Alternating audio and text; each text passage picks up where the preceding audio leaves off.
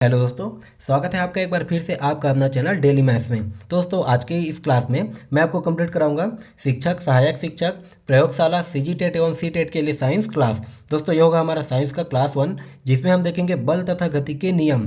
तो आज के इस क्लास में हम देखेंगे बल होता क्या है, बल के प्रकार क्या क्या होते हैं और इस टॉपिक से क्वेश्चन किस प्रकार से बनते हैं, किस प्रकार से पूछे जाते हैं, ये सारा चीज़ आज हम एक एक करके डिस्कस करने वाले हैं। तो दोस्तों वीडियो को बीच में छोड़कर बिल्कुल मत जाइएगा, वीडियो को लास्ट तक देखिएगा। और अगर दोस्तों अगर आप शिक्षक एवं सहायक शिक्षक या प्रयोगशाला किसी भी एग्जाम की तैयारी कर रहे हैं तो उसके लिए हमने मैथ्स का क्लास ऑलरेडी कंप्लीट करा दिया है। अगर आपने अभी तक वह वीडियो नहीं देखा तो आपको जो है डिस्क्रिप्शन बॉक्स पर उसका लिंक दे दिया जाएगा, आप वहां से जाकर जरूर देखिए, ताकि आपका maths step by step syllabus के अकॉर्डिंग हर एक टॉपिक जो है कंप्लीट हो जाए। तो फिर चलिए हम आज का क्लास स्टार्ट करते हैं। तो देखिए हमारा पहला टॉपिक है बल, फोर्स होता क्या है। तो आज हम इसके बारे में एक एक करके डिस्कस करेंगे। मेरी बातों को आप ध्यान से सुनते जाइएगा और हो सके तो इसका नोट्स बनाते जाइएगा, ताकि इस टॉपिक से आपका पूरा ए टू जेड हर एक चीज़ क्लियर हो जाए। तो देखिए बल क्या होता है दोस्तों, इसको हम बोलते हैं फोर्स, जिसको एफ से डिनोट किया जाता है। ठीक है, तो देखिए बल एक प्रकार का धक्का या फिर खिंचाव है। ठीक है, एक प्रकार का धक्का या फिर खिंचाव है जिसमें किसी वस्तु की अवस्था में परिवर्तन करने की प्रवृत्ति होती है, ये होता है बल। या फिर बल प्रयोग के द्वारा वस्तु का आकार या फिर आकृति भी बदली जा सकती है। अगर हम बल का प्रयोग कर रहे हैं तो किसी भी वस्तु का आकार या फिर उसकी आकृति को हम बदल सकते हैं। या फिर बल और क्या होता है, बल द्वारा किसी वस्तु में गति ला सकने की क्षमता होती है। ठीक है, ये हो गए बल के कुछ सिंपल सा डेफिनेशन। अब देखिए हम बल को समझेंगे कि कैसे, कि बल होता क्या है। तो देखिए दोस्तों, अगर आप साइंस पढ़ रहे हैं तो साइंस को हमेशा अपने डेली रूटीन से रिलेट करके पढ़िए, तब जो है आपका जो है साइंस आपको समझने में, पढ़ने में आसानी होगा। अब देखिए बल होता क्या है। अब अभी देखिए मैं आपको पढ़ा रहा हूँ, ठीक है, मैं आपको पढ़ा रहा हूँ, मैं इस पेन को पकड़ा हूँ, तो इसमें देखिए इसमें एक प्रकार का बल लग रहा है। ठीक है, जैसे मैं इस पेन को पकड़ा हूँ और मैं जो है आपके समक्ष कुछ बोल रहा हूँ और आप बैठ के पढ़ रहे हो, तो हर चीज़ में बल लग रहा है। तो इसके टाइप में हम इसको एक एक करके डिस्कस करेंगे। तो अभी आप समझिए कि बल क्या होता है, कि बल एक प्रकार का धक्का या फिर खिंचाव होता है। ठीक है, जैसे हम दरवाज़ा को धक्का देते हैं या फिर खींचते हैं तो उसमें भी बल लगता है। और क्या बल लगता है वो हम इसके टाइप में देखेंगे। अब देखिए बल क्या होता है, बल द्वारा किसी वस्तु के आकार या फिर आकृति को हम बदल सकते हैं, वो भी क्या होता है, बल होता है। ठीक है, या फिर बल द्वारा किसी वस्तु में गति ला सकने की क्षमता होती है।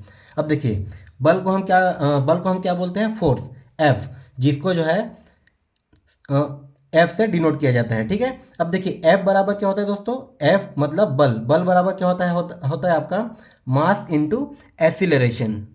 बिल्कुल एक एक चीज़ समझते जाइएगा। देखिए मास क्या होता है दोस्तों, आपका एम, इसको बोला जाता है मास। ठीक है, जिसको बोला जाता है आपका द्रव्यमान। ठीक है, और ए क्या होता है, ये होता है आपका एक्सीलरेशन। ठीक हो, जिसको जिसको बोला जाता है, जिसको हम बोलते हैं त्वरण। अब हम आगे देखेंगे कि त्वरण होता क्या है। अब देखिए मास क्या होता है, इसका यूनिट क्या होता है दोस्तों, मास जो है हमेशा ये होता है केजी में।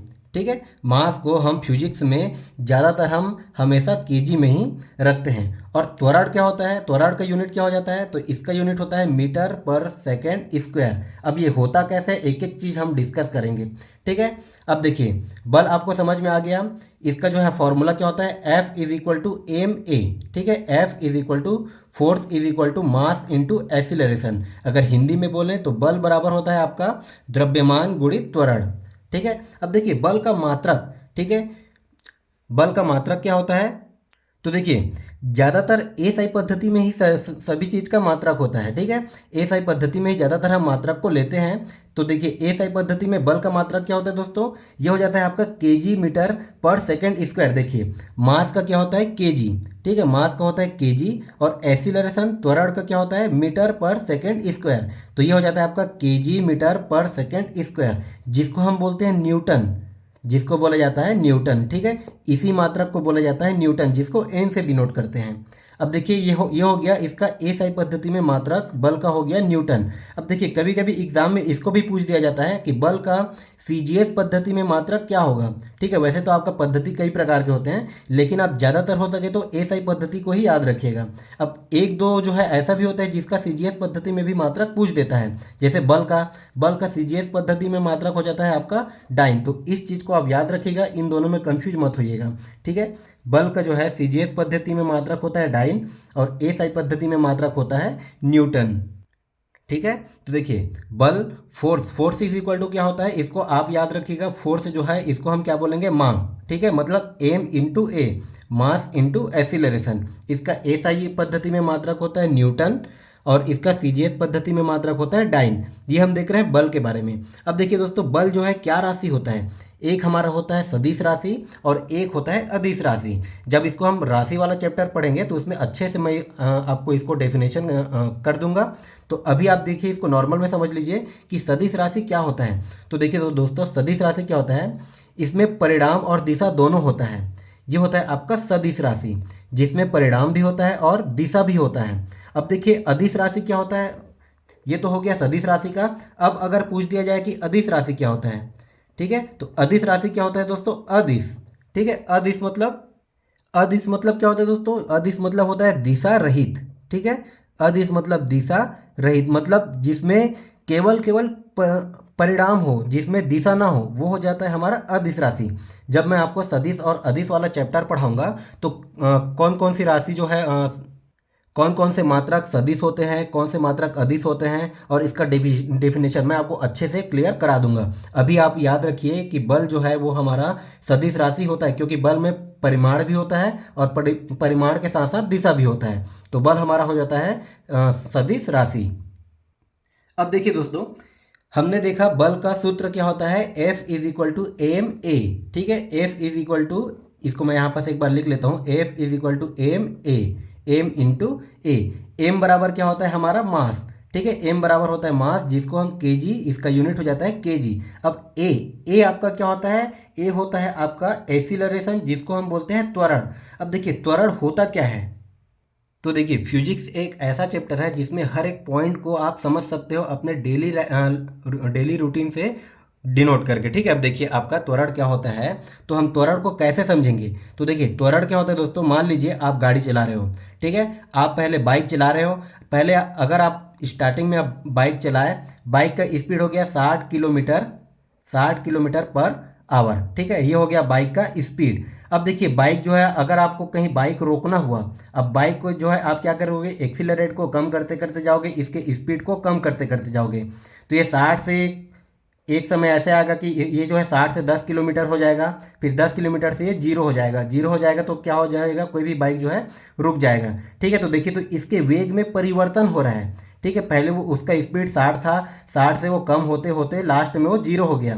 तो देखिए उसके वेग में परिवर्तन हो रहा है। ठीक है, तो त्वरण क्या हो जाता है दोस्तों, यही चीज़ आपका त्वरण होता है। जैसे गाड़ियों में स्पीडोमीटर लगा होता है, तो उसमें हम क्या देखते हैं, गाड़ी का स्पीड जो कहलाता है हमारा त्वरण। ठीक है, मतलब गाड़ी का स्पीडोमीटर उसके त्वरण को ही डिफाइन करता है। मतलब देखिए अगर हम गाड़ी को चला रहे हैं, पहले गाड़ी जो है 60 की स्पीड से चल रहा है, फिर अगर हम गाड़ी को रोक रहे हैं तो उसका वेग जो है 60 से लेके जीरो हो गया। तो देखिए वेग में परिवर्तन हो रहा है। तो और ये वेग में परिवर्तन किस दौरान हो रहा है, आपका स्पीड जो है हमेशा देखिए पर आवर में, मतलब इसमें जो है हमारा एक निश्चित टाइम भी होता है। ठीक है, इसमें एक जो है निश्चित टाइम भी होता है कि इसमें देखिए स्पीड कम हो रहा है, अब ये लास्ट में गाड़ी रुक गया, मतलब गाड़ी का स्पीड कितना हो गया, जीरो। और जीरो क्या होता है, ये आपका किलोमीटर पर आवर। पहले वो 1 घंटा में 60 किलोमीटर के हिसाब से चल रहा था, फिर वो देखिए 1 घंटा में 10 किलोमीटर उसका स्पीड कम हो गया, फिर लास्ट में वो 1 घंटा में 0 किलोमीटर के हिसाब से वो चल रहा है। ठीक है, तो देखिए वेग में परिवर्तन हो रहा है, इसका वेग पहले इतना था, वो कम होते होते इतना हो गया। तो देखिए त्वरण बराबर क्या हो जाता है, त्वरण बराबर होता है दोस्तों वेग, वेग में परिवर्तन। ठीक है, वेग में परिवर्तन बटे समय।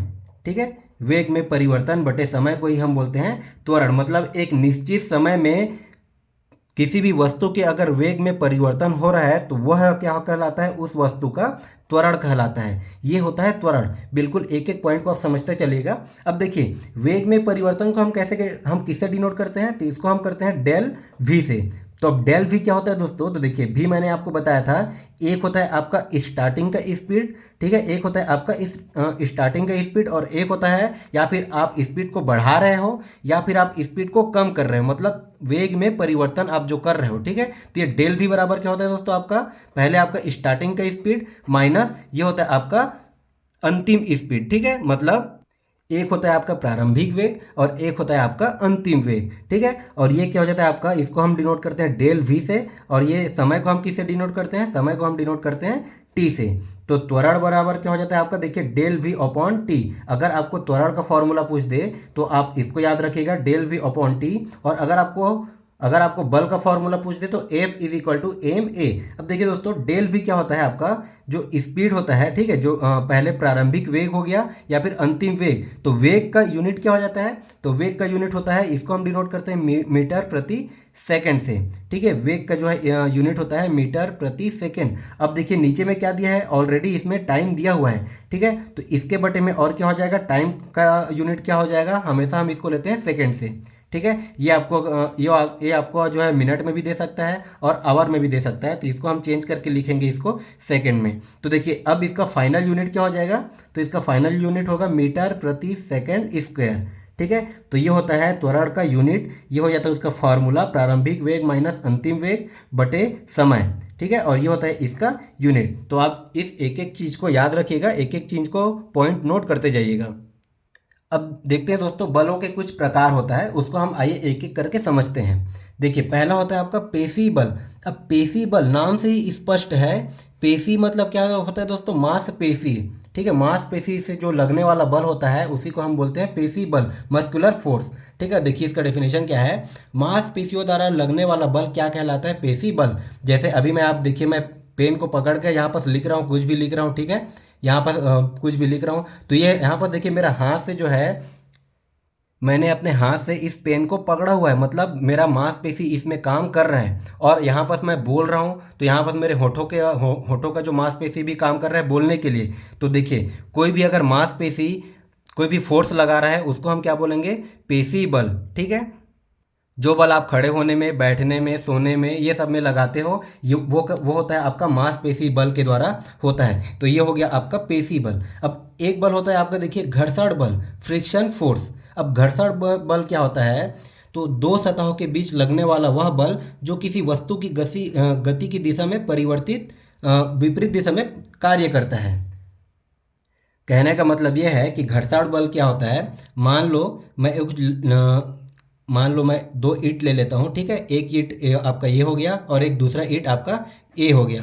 अब इन दोनों को मैं आपस में रगड़ रहा हूँ। ठीक है, इन दोनों को मैं आपस में अगर घस रहा हूँ तो तब की कंडीशन में क्या होगा दोस्तों, देखिए एक का जो है, एक का वेग मैंने ऊपर किया, ठीक है, इसका वेग मैं अगर ऊपर करता हूँ तब क्या होगा, ये जो है नीचे की ओर फोर्स लगाएगा। ठीक है, ये इन दोनों के बीच में आपस में घर्षण होगा। ठीक है, तो ये क्या हो जाता है आपका घर्षण बल। इसको हम इस प्रकार भी समझ सकते हैं, देखिए जैसे हमारा एग्जाम्पल दिया है, चलने पर चप्पल और धरती के बीच लगने वाला बल। तो देखिए हम चप्पल पहन के जब चलते हैं तो धीरे धीरे क्या होता है, चप्पल घिसने लगता है। मतलब हम जिस डायरेक्शन में चल रहे हों तो हमारा चप्पल उसके विपरीत डायरेक्शन में फोर्स लगाता है, वही हो जाता है उसका घर्षण बल। तो धीरे धीरे चलने के कारण चप्पल भी घिसने लगता है। तो देखिए अब दूसरा क्या हो गया, सड़क और टायर के बीच लगने वाला बल। ये आपका इंपॉर्टेंट है, इससे क्वेश्चन बनता है। ठीक है, जो हम गाड़ियाँ चलाते हैं तो उसके टायर और सड़क के बीच ऐसा कौन सा बल लगता है जिससे टायर घिसने लगता है, तो उन दोनों के बीच में लगता है घर्षण बल। ठीक है, अब तीसरा क्या दिया, दो पत्थरों को आपस में लगने वाला बल। ठीक है, दो पत्थरों को रगड़ने पर, यहाँ पर होना चाहिए था। ठीक है, दो पत्थरों को रगड़ने पर आपस में लगने वाला बल, जैसे अभी मैंने आपको एग्जांपल में बताया। तो ये क्या होते हैं आपके घर्षण बल के कुछ उदाहरण। अब देखिए इसमें एक और बल होता है, ये तो आपका सिंपल सा था। अब देखिए इसमें दो बल ऐसे होते हैं जिसमें बच्चों को काफ़ी कन्फ्यूजन होता है। एक होता है आपका अभिकेंद्री बल और एक होता है आपका अपकेंद्री बल। ठीक है, एक होता है अभिकेंद्री बल और एक होता है अपकेंद्री बल। ठीक है, इन दोनों में आप कंफ्यूज मत होइएगा, एक में लिखता है अभी और एक में लिखता है अब। अगर आप इंग्लिश में पढ़ना चाहो तो एक होता है आपका सेंट्रीफ्यूगल फोर्स, अपकेंद्री बल, और एक होता है सेंट्रीपेटल फोर्स। ठीक है, ये होता है आपका अभिकेंद्री बल। अब देखिए ये दोनों बल होता क्या है, आइए हम इसको एक एक करके समझते हैं। तो देखिए पहले हम समझ लेते हैं अभिकेंद्री बल। अब अभिकेंद्री बल कहने का मतलब दोस्तों, इसको आप याद रखिएगा, कभी भी आपको अभिकेंद्री बोलेगा मतलब क्या होगा, ये होगा केंद्र की ओर। ठीक है, केंद्र की ओर लगने वाला बल, वो कहलाएगा आपका अभिकेंद्र। ठीक है, अभिकेंद्री बल। अब देखिए इसका हम डेफिनेशन देख लेते हैं। जब कोई वस्तु वृत्तीय पथ पर गति करता है तो उसके केंद्र से उस पर बल लगता है जो उसे प्रत्येक बिंदु पर केंद्र की ओर खींचता है। इस बल को हम बोलते हैं अभिकेंद्री बल। आइए हम इसको एक उदाहरण से समझते हैं। जैसे मान लो यहाँ पर हमारा सूर्य है। ठीक है, यहाँ पर सूर्य है और ये है हमारा पृथ्वी। अब देखिए पृथ्वी जो है सूर्य के चारों ओर चक्कर लगा रहा है, ठीक है। पृथ्वी जो है सूर्य के चारों ओर चक्कर लगा रहा है, तो इस कंडीशन में आपका दो बल लगता है। एक लगता है ग्रेविटेशनल फोर्स, ठीक है। ग्रेविटेशनल फोर्स तो इसमें लगता ही लगता है, उसको हम बाद में देखेंगे। इसमें लगता है अभिकेंद्री बल, ठीक है। इसमें अभिकेंद्री बल लगता है, मतलब इसका केंद्र क्या हो जाता है हमारा, ये सूर्य केंद्र होता है। अब इसके ये चारों ओर ये चक्कर लगा रहा है, ठीक है। इसके चारों ओर ये चक्कर लगा रहा है, मतलब कोई भी ग्रह सूर्य के केंद्र की ओर चक्कर लगा रहा है और ये चक्कर लगाकर इसी में जो है वृत्ताकार पथ पर गमन कर रहा है। ये हो जाएगा हमारा पृथ्वी के सापेक्ष, सॉरी हमारा सूर्य के सापेक्ष पृथ्वी का अभिकेंद्री बल, ठीक है। अब देखिए इसमें एक होता है अपकेंद्री बल, सेंट्रीफ्यूगल फोर्स। अब सेंट्रीफ्यूगल फोर्स क्या होता है, तो आइए इसको हम समझते हैं। सेंट्रीफ्यूगल फोर्स क्या होगा, तो इसमें होता है दोस्तों अपकेंद्री, कहने का मतलब अप मतलब ऊपर, ठीक है। ऊपर मतलब इसको हम समझ सकते हैं बाहर, तो ये हो जाएगा आपका केंद्र से बाहर की ओर, ठीक है। केंद्र से बाहर की ओर, ठीक है। यहाँ पर देखिए लिखा है केंद्र से बाहर की ओर लगने वाला बल आपका कहलाता है अपकेंद्री बल। जैसे इसको हम समझते हैं एक उदाहरण से, जैसे आप कार में बैठे हो, ठीक है। आप कार में कहीं यहाँ पर मान लो बैठे हो, तब क्या होता है दोस्तों, एक कंडीशन ऐसा आता है, मान लो ऐसे आपका रोड मुड़ा हुआ है और आपका कार जो है कुछ इस प्रकार से अगर गति करता है, ठीक है, जैसे मोड़ में गति करता है, तब क्या होता है अगर कार स्पीड में हो और ये मोड़ में अगर गति कर रहा है, तब हम क्या करेंगे, तब क्या होता है, तब की कंडीशन में जो है हम जिस जगह पर बैठे हैं उस जगह से हम क्या होता है, हम इसके दरवाजे के किनारे थोड़ा गिरने टाइप होते हैं, ठीक है। तो ये जो है किस बल के कारण होता है, ये होता है अपकेंद्री बल के कारण। मतलब हम जो है हमारा केंद्र पहले अंदर है, ठीक है। केंद्र जो है हम जहाँ पर बैठे हैं वो वाला हमारा केंद्र है। अब क्या बोल रहा है कि यहाँ पर देखिए अगर ये वृत्ताकार पथ पर अगर गमन कर रहे हैं, मतलब थोड़ा सा भी मोड़ आ जाता है, तब की कंडीशन में क्या होता है, तब की कंडीशन में हमारा बॉडी जो है बाहर की ओर बल लगाएगा, मतलब दरवाजे की तरफ थोड़ा गिरने टाइप होता है, मतलब दरवाजे की ओर बल लगाएगा, बाहर की ओर बल लगाएगा, तो वही कहलाता है आपका केंद्र से बाहर की ओर बल। जैसे इसमें देखिए आपका काफ़ी एग्जाम में पूछे जाते हैं, जैसे दूध से क्रीम निकालना, ठीक है। जैसे दूध से क्रीम निकालना, ठीक है, दूध से क्रीम निकालना, ये होता है आपका अपकेंद्री बल का उदाहरण। जैसे कि मान लो एक बाल्टी नुमा कोई पात्र है, ठीक है, इसमें दूध भरा हुआ है, ठीक है, इसमें दूध भरा हुआ है। अब देखिए दोस्तों सभी के घरों में होगा, एक होता है मथनी टाइप का, ठीक है। इसमें हम क्या करते हैं, इसको हम बार बार ऐसे ऐसे घुमाते हैं, तब क्या होता है इसका क्रीम जो है इससे बाहर की ओर इसके किनारे किनारे में आना चालू हो जाता है। फिर इसके क्रीम को हम ऊपर ऊपर से निकाल के उसको हम अलग कर लेते हैं, ठीक है। तो ये आपका किस बल के कारण होता है, ये होता है अपकेंद्री बल के कारण, ठीक है। ये हो गया आपका एक उदाहरण, ये हो गया दूसरा उदाहरण। और अगर हम देखना चाहें तो आपका हो जाएगा मौत का कुआं। जैसे आपने मौत का कुआं देखा ही होगा, तो यहाँ पर देखिए मौत के कुआं में क्या होता है दोस्तों, हमको ऐसा लगता है कि कोई भी गाड़ी इसमें चिपका हुआ है, ठीक है, इसी में ऐसे वृत्ताकार पथ पर स्पीड से गति कर रहा है, मतलब हमें ऐसा प्रतीत होता है कि इसमें चिपका हुआ है, तो उसमें कहीं ना कहीं अपकेंद्री बल लगता है, तभी वो गाड़ी जो है नीचे नहीं गिरता, ठीक है। उसमें अपकेंद्री बल लगातार, अपकेंद्री बल जैसे वो घूम रहा है तो लगातार उसमें अपकेंद्री बल लग रहा है, ठीक है। अपकेंद्री बल के कारण वो जो है बाइक वाला नीचे नहीं गिरता, ठीक है। तो ये सारा चीज़ होता है आपका अपकेंद्री बल। तो इन दोनों को आप याद रखिएगा, इन दोनों में कन्फ्यूजन मत होइएगा। एक होता है आपका अभिकेंद्रीय बल, अभिकेंद्रीय बल मतलब केंद्र की ओर बल लगना, और एक होता है आपका अपकेंद्रीय बल, अपकेंद्रीय बल मतलब ये केंद्र की बाहर की ओर लगना। अब देखिए इसमें कुछ और हो जाते हैं। देखिए एक आपका आता है चुंबकीय बल, ठीक है, ये तो बहुत ही आसान सा है, मैग्नेटिक फोर्स। तो किसी चुंबकीय धातु पर चुंबक के द्वारा लगाया गया बल आपका कहलाता है चुंबकीय बल। एक चीज़ याद रखिएगा, आपका चुंबकीय बल में होता है एक होता है आपका आकर्षण और एक होता है प्रतिकर्षण, ठीक है। इसी प्रकार आपका देखिए विद्युत चुंबकीय बल भी होता है, ठीक है, ये भी सेम चुंबकीय बल के जैसा होता है, इलेक्ट्रोमैग्नेटिक फोर्स जिसको हम बोलते हैं, ठीक है। आइए हम देखते हैं इसी में अगला क्या दिया है।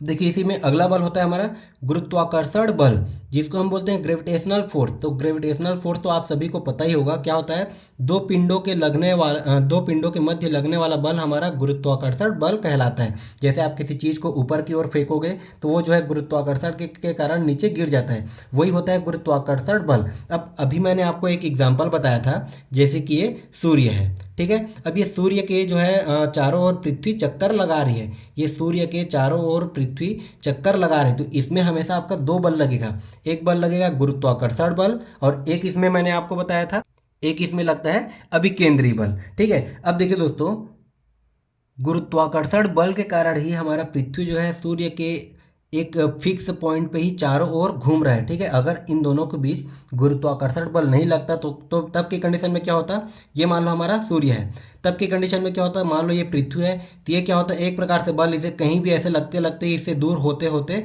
ये बाहर की ओर चले जाता है। ठीक है, तो ये गुरुत्वाकर्षण बल के कारण ही जो है इसके फिक्स पॉइंट पे ये चक्कर लगा रहा है, कहीं ना कहीं इसमें गुरुत्वाकर्षण बल लग रहा है। ठीक है, तो ये हो गए हमारे बल के कुछ टाइप्स। अब देखिए इसमें दिया है, एक होता है आपका संतुलित बल और एक होता है आपका असंतुलित बल। तो ये आपका जो है यांत्रिक बल के अंतर्गत ही आता है। ठीक है, आपका संतुलित बल क्या होता है, बैलेंस फोर्स। मान लो कोई एक पिंड है, मान लो कोई एक पिंड है, इसको मैं खींच रहा हूँ 10 न्यूटन से। ठीक है, 10 न्यूटन से मैं खींच रहा हूँ और इसको मैं ऑपोजिट डायरेक्शन में भी 10 न्यूटन से खींच रहा हूँ। ठीक है, देखिए इधर से भी मैं 10 न्यूटन से खींच रहा हूँ और इस साइड से भी 10 न्यूटन से खींच रहा हूँ। तब ये पिंड, ये जो हमारा कोई भी पिंड है, ये किस ओर गति करेगा, तो देखिए इसमें जो है दोनों साइड समान बल लग रहा है, तो ये कहीं भी गति नहीं करेगा, ये यहीं पर फिक्स रहेगा। ठीक है, ये इसी जगह पर फिक्स रहेगा, तो वो हो जाएगा हमारा संतुलित बल। जैसे मैंने यहाँ पर ऐसे पेन को रख दिया तो देखिए इसमें कहीं भी कुछ भी प्रकार का बल नहीं लग रहा है, तो ये हो जाएगा इसका संतुलित बल। ठीक है, अब देखिए एक होता है आपका असंतुलित बल। अब असंतुलित बल क्या होगा दोस्तों, मान लो इसी कंडीशन में ये आपका कोई पिंड है, इसमें एक साइड लग रहा है 10 न्यूटन का फोर्स। ठीक है, और एक साइड अगर मैं कर दिया कि 10 न्यूटन का फोर्स जो लग रहा था उसको मैंने बढ़ाकर मान ली इधर मैं 50 न्यूटन का कर दिया। ठीक है, अब यहाँ से आप बता सकते हो कि ये पिंड पिंड जो है किस ओर गति करेगा, तो ये हमारा जिधर जिधर ज़्यादा बल लगेगा उसी की ओर गति करेगा। ठीक है, तब की कंडीशन में ये हो जाएगा आपका असंतुलित बल। ठीक है, अब देखिए इससे रिलेटेड क्वेश्चन किस प्रकार से बनते हैं, आइए हम इसको एक एक करके डिस्कस करते हैं। तो देखिए आपका क्वेश्चन नंबर फर्स्ट है, 5 किलोग्राम का एक पिंड 10 मीटर प्रति सेकंड के त्वरण से सरल रेखा में गतिमान है, पिंड में कार्यरत परिणामी बल होगा। अब देखिए इसमें दिया क्या है, हम ऐसे क्वेश्चन को कैसे बनाएंगे। तो इस टॉपिक से दोस्तों आपका न्यूमेरिकल बहुत ही सिंपल सा पूछेगा, बिल्कुल भी आपको घबराने की ज़रूरत नहीं है। अगर आपने सारा चीज़ समझ लिया तो आपसे जो है हर एक न्यूमेरिकल बिल्कुल आसानी से बनेगा। ठीक है, तो देखिए इसमें जो है आपका न्यूमेरिकल को भी आप अच्छे से ध्यान से पढ़िएगा और सारा डेरिवेशन जो मैंने आपको बताया उन सब को भी अच्छे से ध्यान से पढ़िएगा, एक एक पॉइंट को, चाहे है ना, क्योंकि आपका किसी भी पॉइंट से क्वेश्चन पूछ सकता है। ठीक है, आपको किसी भी पॉइंट से क्वेश्चन पूछ सकता है। आपका फिजिक्स में आपको कोई 100% नहीं बता सकता। ठीक है, साइंस सब्जेक्ट ही ऐसा है कि इसमें आपको कोई भी 100% नहीं बता सकता कि इसी से क्वेश्चन आएगा। ठीक है, अगर आपको सिलेबस दे दिया है तो वो उस सिलेबस में कहीं भी किसी भी टॉपिक से उठा के क्वेश्चन छांट सकता है। ठीक है, तो देखिए हमारा क्वेश्चन नंबर फर्स्ट है कि 5 किलोग्राम का एक पिंड है जो 10 मीटर प्रति सेकंड के त्वरण से सरल रेखा में गतिमान है। अब क्या बोल रहा है कि पिंड में कार्यरत परिणामी बल क्या होगा। तो अभी हमने देखा था बल का फॉर्मूला क्या होता है, तो ये हो जाता है बल, जिसको हम F से डिनोट करते हैं। F इज इक्वल टू होता है मास इंटू एक्सीलरेशन। अब देखिए दोस्तों हमें मास कितना दिया है, m बराबर कितना दिया है, तो m बराबर दिया है 5 किलोग्राम। ठीक है, m बराबर दिया है 5 kg। ठीक है, और एक्सीलरेशन आपका मतलब, एक्सीलरेशन मतलब त्वरण। ठीक है, तो त्वरण आपका क्या दिया है, ए इज इक्वल टू क्या दिया है आपका, तो 10 मीटर प्रति सेकंड स्क्वायर। ठीक है, ये आपका सेकंड स्क्वायर हो जाएगा। तो देखिए इसी फॉर्मूला में हम रख देते हैं। तो देखिए क्या दिया आपका, मास कितना दिया है 5 गुणित आपका एक्सीलरेशन कितना दिया है, तो ये दिया आपका 10। तो ये आपका कितना हो जाएगा दोस्तों, तो हमारा F इज इक्वल टू क्या निकल के आ जाएगा, देखिए 5 गुणित 10, तो ये आपका क्या हो जाएगा 50। और इसका यूनिट क्या हो जाएगा, तो देखिए ये दिया आपका केजी में, ये आपका दिया है केजी में, और उसके बाद ये आपका किस में दिया है, एक्सीलरेशन किस में दिया है, मीटर प्रति सेकंड स्क्वायर में। ठीक है, और केजी मीटर प्रति सेकंड स्क्वायर को हम क्या बोलते हैं, इसको हम बोलते हैं न्यूटन। मतलब F इज इक्वल टू क्या आ जाएगा आपका, ये 50 न्यूटन। ठीक है, और इसका आंसर क्या हो जाएगा आपका ऑप्शन नंबर ए। तो आप सिंपल सा फॉर्मूला याद रखिएगा, आपका फोर्स का फॉर्मूला क्या हो जाएगा, अगर आपको एक्सीलरेशन पूछ दे तब के कंडीशन में फॉर्मूला क्या हो जाएगा, तो आप ये फॉर्मूला को सिंपल सा याद रखिएगा, यहीं से क्वेश्चन बनेंगे। तो आइए हम देखते हैं हमारा अगला क्वेश्चन क्या दिया है।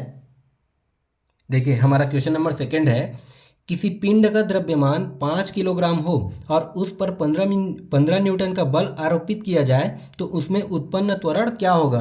अब देखिए हमें क्या दिया है, पिंड का द्रव्यमान। द्रव्यमान मतलब क्या होता है दोस्तों, m इज इक्वल टू क्या हो जाएगा, m, या फिर इसको हम बोलते हैं द्रव्यमान। ठीक है, इसको इंग्लिश में बोला जाता है मास, इसको मैं m से डिनोट करते हैं। अब देखिए हमारा m इज इक्वल टू कितना दिया है, 5 किलोग्राम, 5 kg। और क्या दिया दोस्तों, इसमें 15 न्यूटन का बल आरोपित होता है, मतलब एफ की वैल्यू हमें दिया गया है। तो एफ इज इक्वल टू कितना दिया है, ये हमें दिया है 15 न्यूटन। और हमें निकालना क्या है, हमें निकालना है दोस्तों इसमें इसमें उत्पन्न त्वरण, मतलब हमें ए इज इक्वल टू फाइंड करना है। अब देखिए मैंने आपको फार्मूला क्या बताया था, तो F is equal to M A, यही फार्मूला को आपको याद रखना है। यहाँ से आपका मास भी अगर पूछ दे या फिर आपको एसिलरेशन भी पूछ दे तो हमें यहीं से फार्मूला मिलेगा।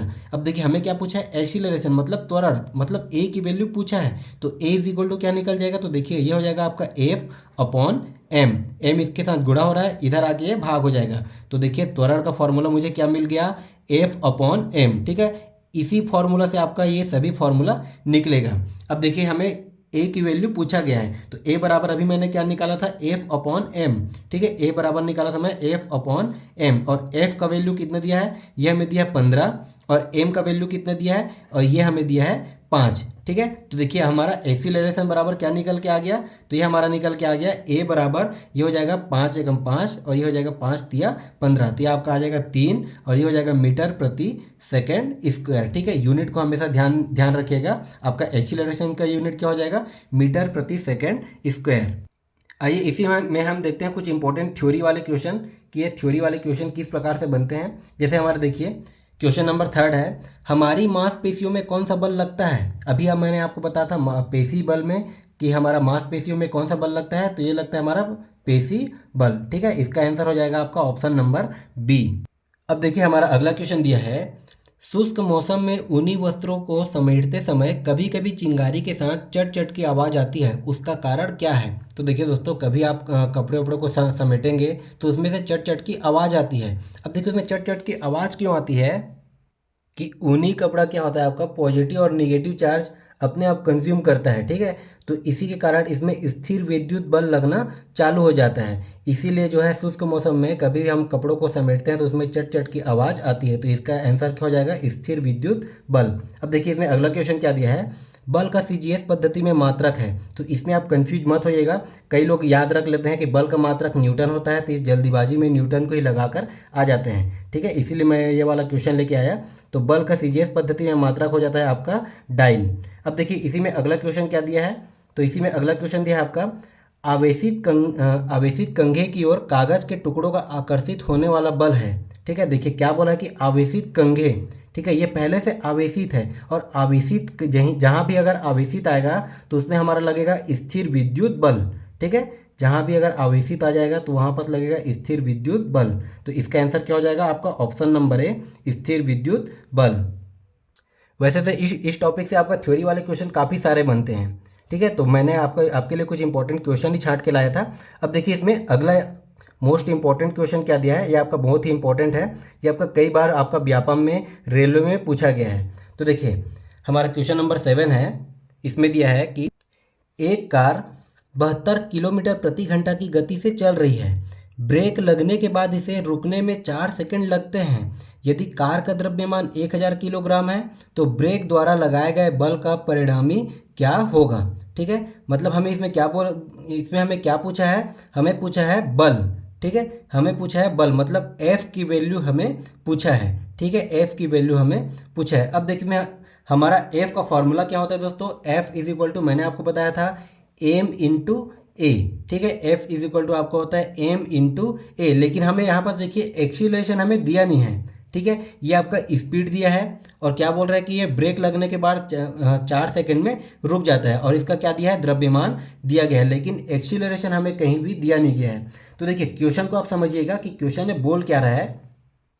तो यहाँ पर देखिए एक कार है, ठीक है, यहाँ पर क्या है, एक कार है। अब वो क्या कर रहा है कि ये 72 किलोमीटर पर आवर की स्पीड से 72 किलोमीटर प्रति घंटा से, बिल्कुल ध्यान से समझिएगा कि एक कार है जो 72 किलोमीटर प्रति घंटा की स्पीड से चल रही है। अब वो क्या कर रहा है कि वो अचानक से ब्रेक लगा रहा है, ठीक है, वो अचानक से ब्रेक लगा रहा है। तो और जो है ब्रेक लगाने के बाद क्या बोल रहा है कि वो 4 सेकंड उसको रुकने में लगते हैं, तो वो जो है 4 सेकंड बाद रुक जाती है, ठीक है। तो देखिए उसका जो है प्रारंभिक वेग क्या है, प्रारंभिक जब वो किसी स्पीड से चल रही है तो उसका प्रारंभिक वेग क्या हो जाएगा, मतलब u बराबर क्या हो जाएगा दोस्तों, 72 किलोमीटर पर आवर, ये हो जाएगा उसका प्रारंभिक वेग। अब क्या आप बोल रहे हैं कि कार जो है प्रारंभिक वेग जो है 72 किलोमीटर पर आवर की स्पीड से चल रहा है, तो उसमें अगर हम अचानक से ब्रेक सडनली ब्रेक लगा देते हैं तो वो 4 सेकंड बाद वो रुक जाता है। मतलब 4 सेकंड बाद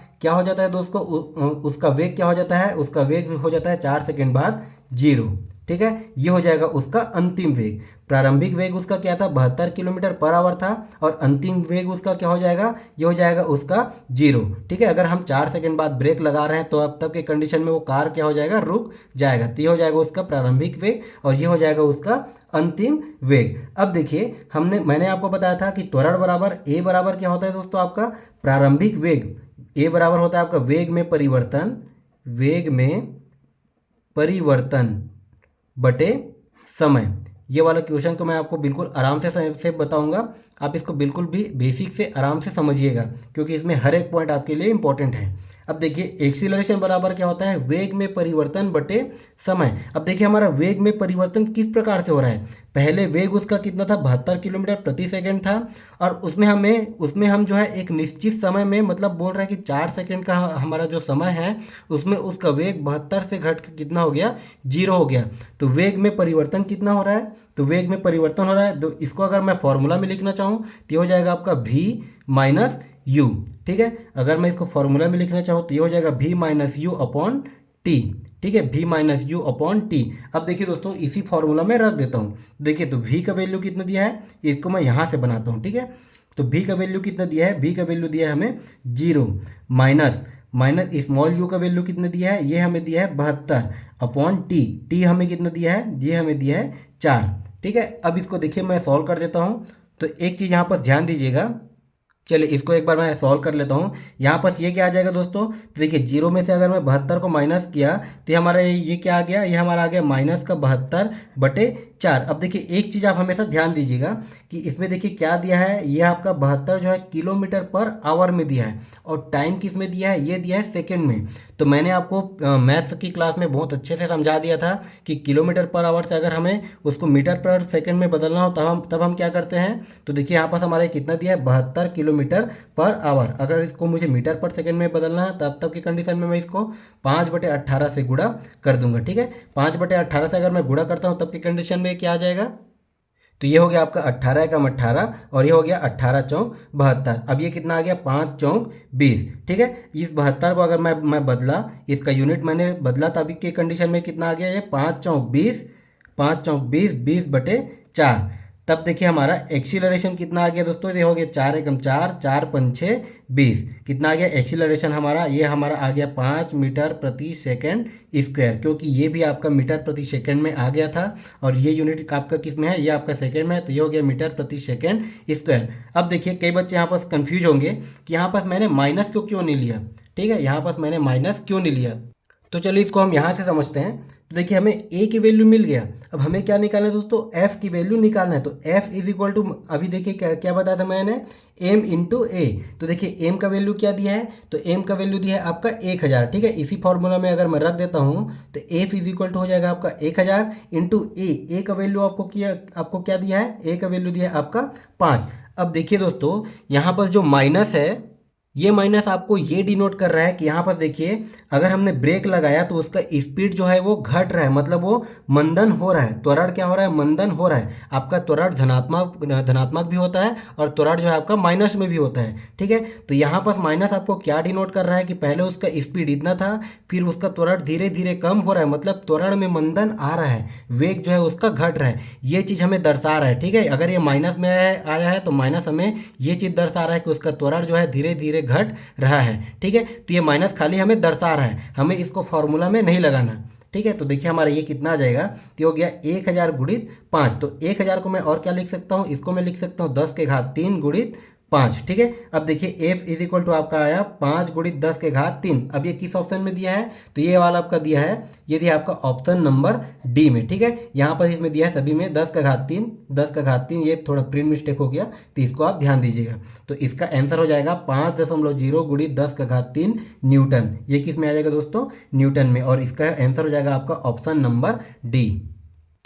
तो कभी भी अगर इस टाइप से क्वेश्चन आ जाए तो आपको घबराने की ज़रूरत नहीं है। ठीक है, इसको आप बिल्कुल बेसिक से ध्यान से बनाइएगा। आपका जो है यही फॉर्मूला लगेगा F=a में, और एक्सीलरेशन का फॉर्मूला कैसे निकालते हैं ये भी मैंने आपको बता दिया। इस टॉपिक से इसी प्रकार से क्वेश्चन आएगा। इससे बाहर आपको क्वेश्चन देखने को नहीं मिलेगा। अगर इससे बाहर जो भी क्वेश्चन आता है वो आपका थ्योरी बेस्ड क्वेश्चन आता है। ठीक है, थ्योरी बेस्ड जैसे मैंने आपको इस टाइप से बताया था, ये थ्योरी बेस्ड क्वेश्चन ऐसे होते हैं जो कहीं से भी उठा के पूछ देता है। लेकिन जो न्यूमेरिकल वाले क्वेश्चन होते हैं वो हमारा फॉर्मूला बेस्ड ही क्वेश्चन रहता है। तो अगर हमको फॉर्मूला पता है, हमको यूनिट सही से निकालना आता है, हमको फॉर्मूला सही से निकालना आता है, तो हमारा न्यूमेरिकल वाला क्वेश्चन 100% बनेगा। और ये आपका हो गया थ्योरी बेस्ड क्वेश्चन। तो ये जो है आपका कंसेप्ट पे क्लियर करता है कि आपने कंसेप्ट जो है इस टॉपिक में कंसेप्ट कितना अच्छे से क्लियर किया है। ठीक है, तो जो है आपका हर एक टॉपिक बहुत ही इंपॉर्टेंट है। तो आज के क्लास में हमने देखा बल होते क्या है और बल के किस किस प्रकार से टाइप होते हैं। तो अगली क्लास में हम देखेंगे दोस्तों गति। ठीक है, अगली क्लास में हम देखेंगे गति क्या होता है, गति के नियम क्या होते हैं, और जो न्यूटन के गति का नियम है इससे रिलेटेड किस प्रकार से फॉर्मूला आता है, ये सारा चीज़ हम क्लास 2 में देखेंगे। तो आज का क्लास आपको कैसा लगा हमें कमेंट करके ज़रूर बताइए, और अगर आपको हमारा क्लास पसंद आया तो हमारे चैनल को सब्सक्राइब करना ना भूलें।